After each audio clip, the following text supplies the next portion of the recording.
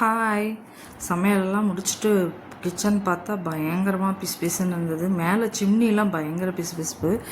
சிம்னிலாம் நான் எப்போயாவது வாரத்தில் ஒரு நாள் தான் துடைப்பேன் மேலே. ஏன்னா அது எப்படி நம்ம டெய்லி துடைச்சா கூட ஒரு மாதிரி பிசுன்னு தான் இருக்குது. சரி ஒரேடியாக வாரத்துக்கு ஒரு நாள் துடைச்சிக்கலாம்னு சொல்லிட்டு விட்டுருவேன். அதனால் வாரம் ஒரு நாள் தான் அதை க்ளீன் பண்ணுறது. மேலே ஸ்ப்ரே பண்ணிவிட்டு துடைச்சி விட்ருவேன். பயங்கரமாக வேர்க்குதுங்க. கிச்சனில் நிற்கவே முடியல. நின்னாவே அப்படி கொட்டுது. காலையில் டைமில் எங்கள் கிச்சன் நல்ல வெயில் வேறு இருக்குமா, அப்படியே கொட்டும். நான் ட்ரெஸ் எல்லாம் நனைஞ்சி போய் தான் வெளியில் வருவேன். அந்த நிலமை தான் இப்போதைக்கு. இந்த சம்மர் இன்னும் ஒரு 4 மாதம் வச்சு செஞ்சிடும் என்ன.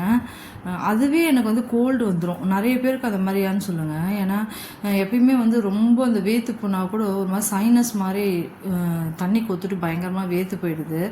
வேத்து சளி பிடிச்சிடுது. சளி பிடிச்சி கோல்டும் வந்துடும் எனக்கு. இது சம்மரில் தான் நடக்கும். எனக்கு வின்டரு மழை சீசனில் கூட பிரச்சனையே இல்லை. இதுதான் ரொம்ப தலைவலியாக இருக்குதுன்னு யோசிப்பேன். இதை ஸ்ப்ரே பண்ணி நல்லா துடைச்சிடுவேன். அந்த ஸ்ப்ரே வந்து நானே அந்த வினிகரும் விம் ஆயிலும் வச்சு யூஸ் பண்ணி வச்சுப்பேன். அது ரொம்ப நல்லா க்ளீன் பண்ணுவாங்க.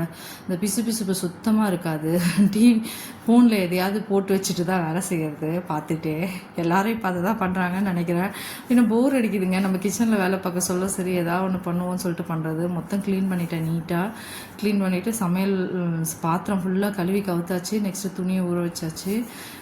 வாஷிங் மிஷினும் கிச்சனுள்ளே வந்துடும். நெக்ஸ்ட் என்ன சமையல் பார்த்திங்கன்னா முள்ளங்கி சாம்பாரும் பீட்ரூட் பொரியலும் தான். முள்ளங்கி தோல் சீவிட்டு அதுக்கெலாம் நல்லா பிஞ்சு முள்ளங்கியாக தான் இருந்தது. சூப்பராக இருந்தது சாம்பார். ஆனால் இந்த மாதிரி குட்டி குட்டியாக இந்த எலசாக இருக்க முள்ளங்கி போட்டு சாம்பார் வச்சா ரொம்ப பிடிக்கும், நல்லாயிருக்கும். எடுத்து சாம்பாரில் காய் சாப்பிட எத்தனை பேருக்கு வந்து முள்ளங்கி சாம்பார் பிடிக்கும் சொல்லுங்கள். அதில் முள்ளங்கி காய் எடுத்து சாப்பிட்றதுக்கு நல்ல டேஸ்ட்டாக இருக்கும்.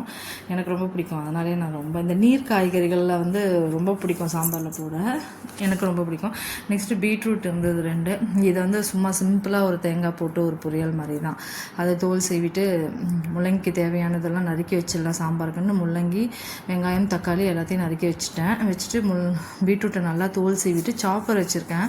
அந்த சாப்பரில் போட்டு நல்லா இந்த க்யூபாக பெரிய க்யூபாக கட் பண்ணி போட்டுட்டு ஒரு அழுத்தினாவே நல்லா பொடியாக கொடுத்துரும். சூப்பராக இருக்கும். முள்ளங்கி வந்து பாருங்கள், வெட்ட சொல்லவே தெரியுது எவ்வளோ பிஞ்சாக இருக்குதுன்னு சொல்லிட்டு. ஒரு சில முள்ளங்கிலாம் பார்த்திங்கன்னா உள்ளே வந்து ஒயிட்டாக மாறிடும். அது முத்திரிச்சா என்னவோ சொல்லுவாங்க. அது என்ன சொல்லுவாங்கன்னு எனக்கு தெரியல. அது முத்திரிச்சா என்னன்னு தெரியல. பட் முத்தினது அந்த மாதிரி வருமா என்னவோ சொல்லுவாங்க. அது சாரி அது மாதிரி இருக்கும். இது அந்த மாதிரி இல்லை. இந்த மாதிரி இருக்க முள்ளங்கி தான் டேஸ்ட்டாக இருக்கும். இது பீட்ரூட்டை வந்து நல்லா தோலை சீட்டு செம்ம கலர். இயற்கையில் எப்படி தான் இப்படி ஒரு கலர் வருதுன்னு எனக்கு தெரியவே இல்லைங்க. உண்மையிலேயே கையெல்லாம் அப்படியே கலராக ஆகிடும். உண்மையிலேயே எனக்கு பீட்ரூட்டை பார்க்க சொல்ல ஒரு அதிசய பொருளாக தான் நான் பார்ப்பேன். எப்படி இப்படி ஒரு கலர் வருது, இதில் எப்படி இப்படி ஒரு கலர் வருதுன்னு சொல்லிட்டு நல்லாயிருக்கும் பார்க்கவே. இதை வந்து அந்த சாப்பர் வச்சுருக்கேன். அதில் போட்டு ஒரு ப்ரெஸ். இது ரொம்ப ஈஸிங்க. கேரட்டு பீட்ரூட்டெல்லாம் எனக்கு வந்து நறுக்கணுன்னாவே கொஞ்சம் கஷ்டமாக இருக்கும். ஏன்னா அது வந்து கை மேலேயே போயிடும் கத்தி. எனக்கு நிறைய தடவை கையை கட் பண்ணியிருக்கேன். அந்த மாதிரியே பயமாக இருக்கும். அதுக்காகவே இந்த சாப்பரை வாங்கி தொலைச்சேன். ஃபஸ்ட்டு வாங்கிடலாம், இது கம்மி ரேட் தான், அகாராவோடது தான், சூப்பராக இருக்குங்க. ஆனால் நல்லா ஒரு ப்ரெஸ்ஸு தான். கொஞ்ச நேரம் அப்படி அழுத்தி வச்சுருந்தோம்னாவே அப்படியே ஒன்று பொடியாக நறுக்கி கொடுத்துரும். நம்ம என்ன சைஸில் வேணுன்றதை நம்ம பார்த்து டிசைட் பண்ணிக்கலாம். கொஞ்சமாக அழுத்தி நான் இந்த சைஸ் போதுன்னா விட்டுருவேன். அவ்வளோதான். ரொம்ப பொடியாகவும் பண்ண மாட்டேன். ஓரளவு குட்டி க்யூபாக இருக்க மாதிரி பார்த்து வச்சுப்பேன். அவ்வளோதான். இது நறுக்கியாச்சு. எவ்வளோ சீக்கிரத்தில் நறுக்கிட்டோம் பாருங்கள். இது ரொம்ப யூஸ்ஃபுல் தான் ஒரு சில விஷயங்கள்லாம் இல்லையா. நெக்ஸ்ட்டு பாத்திரம் வச்சுட்டு ஆயில் போட்டு கடுகு போட்டுட்டு ஒரு 1/4 ஸ்பூன் கிட்ட கொஞ்சம் கம்மியாக வந்து வெந்தயம் போட்டுட்டு நல்லா பொரியட்டும் சொல்லி வெங்காயம், தக்காளி, முள்ளங்கி எல்லாத்தையும் போட்டு நல்லா வதக்கணும். முள்ளங்கியை கொஞ்சம் நல்லா வதக்குவேன். எப்பயுமே நீர் காய்கறிகளை வந்து நான் நல்லா வதக்கிட்டு தான் வைப்பேன். ஏன்னா அந்த சைனஸ் ப்ராப்ளம் இருக்கிறதுனால அதெல்லாம் சாப்பிட்ட உடனே சம்டைம்ஸ் வந்து தலைவலி வந்துடும். பயங்கரமாக படுத்தோம்னாவே தலைவலி வந்துடும் சாப்பிட்டுட்டு. அதனால் இந்த மாதிரி நல்லா வதக்கிட்டிங்கன்னா அதில் இருக்க நீரெல்லாம் இறங்கிடும் சொல்லுவாங்க. நெக்ஸ்ட்டு பருப்பை கரைச்சி ஊற்றியாச்சு. பருப்பு கரைச்சி ஊற்றிட்டு நெக்ஸ்ட் வந்து மஞ்சள் பொடி, வீட்டில் அரைக்கிற குழம்பு மிளகாய் அப்படி போட்டுட்டு உப்பு போட்டுட்டு அப்படியே கொதிக்கிட்டோன்னு சொல்லி விட்டுருவேன். நல்லா முள்ளங்கி வெந்ததுக்கப்புறமா புளி கரைச்சி ஊற்றிட்டு அது ஒரு 10 நிமிஷம் கொதிக்கிட்டோன்ட்டு ஆஃப் பண்ணிவிடுவேன். அவ்வளோதான் என்னோடய சாம்பார். இதில் நான் ஏன் வெந்தயம் போடுறேன், நிறைய பேர் வெந்தயம் போட மாட்டீங்களா என்னன்னு தெரியல. ஆனால் சாம்பாரில் வெந்தயம் போட்டால் சாம்பார் சீக்கிரம் கெட்டு போகாதுன்றது இப்போ தான் லேட்டஸ்ட்டாக எனக்கே தெரியும். பட் ஆனால் எங்கள் வீட்டில் போடுவாங்க, அதனால் நான் போடுவேன். அது ஏதோ ஒரு ஃப்ளேவர் இருக்கும் சாம்பாரில், அதனாலே நான் போடுவேன் எப்பயுமே. நீங்களும் ட்ரை பண்ணி பாருங்கள், கெட்டே போகாது. ஆனால் எனக்கு எப்பயுமே சாம்பார் கெட்டு போனதே கிடையாது. அதுக்காக தான் சொல்கிறேன். காலையில் வச்சுதான் இருந்தால் கூட சாயந்தரமும் அது கெட்டு போகாது, நல்லாவே இருக்கும். நீங்களும் ட்ரை பண்ணி பாருங்கள்.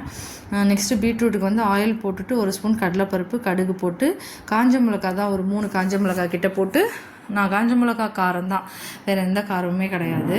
போட்டுட்டு பீட்ரூட்டை போட்டு நல்லா வதக்குங்க. நெக்ஸ்ட் அதில் உப்பு போட்டுட்டு நல்லா வதக்கி லைட்டாக தண்ணி தெளித்து மூடி வச்சுருங்க. அந்த காய் நல்லா வெந்துடும். 5 நிமிஷம் தான் வெந்துடும்.